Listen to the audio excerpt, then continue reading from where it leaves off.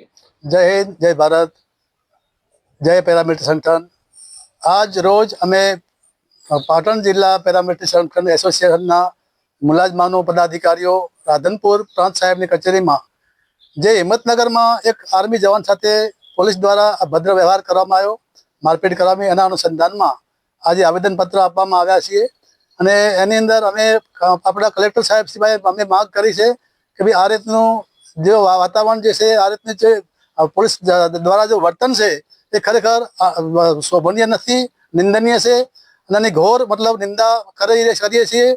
સંગઠન એના માટે અમારું ગુજરાત સંગઠન 10,400 ની સંખ્યા અમારા પૂરા ગુજરાતની છે, અમારા પેરામિલિટરી એસોસિએશનની છે, જેની અંદર જે યશપાલસિંહ ઝાલા અંગતે હિંમતનગરમાં જે પોલીસે 7-8 જણા ભેગા થઈને ડીમાટીટી કરી અને એની અંગતે મારપીટ કરી, ખરેખર આખો દેશ અને જનતા આક્રોશમાં છે।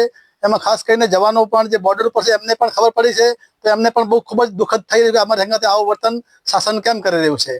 અને બીજી વધારે દુઃખની વાત એમ છે કે જે લોકલ ડોક્ટર્સ જે ત્યાંના હતા એણે પણ ત્યાં ફર્સ્ટ એડમાં સારવાર માટે એ યશપાલસિંહ ઝાલાને શરીરમાં કોઈ ઇન્જરી નથી, કોઈ ઘા નથી એવું ડિક્લેર કરી અને પોલીસનો બચાવ કર્યો છે। તો ખરેખર આ તંત્ર કેટલું સાંઠગાંઠથી મળેલું છે। અને પછી એ જ જવાનને આર્મી હોસ્પિટલમાં જવાન કરવાથી એની પાસળી પર ફ્રેક્ચર બતાવે છે। તો આ છે આપણા દેશની હાલત।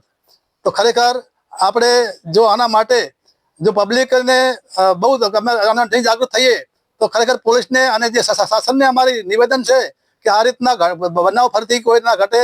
આની પહેલા પણ એક જે સીએસએફ જવાનને પણ મારવામાં આવ્યો હતો।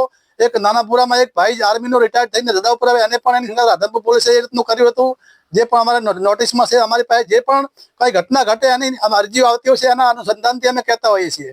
तो खरेखर शासन ने प्रशासन ने हमारी रिक्वेस्ट है, निवेदन है कि आ रीतनी कोई अघटित घटना, अभद्र व्यवहार देशना सैनिक साथे ना करवामां आवे, एना माटे अमारी अर्जी है। जय हिंद, जय भारत।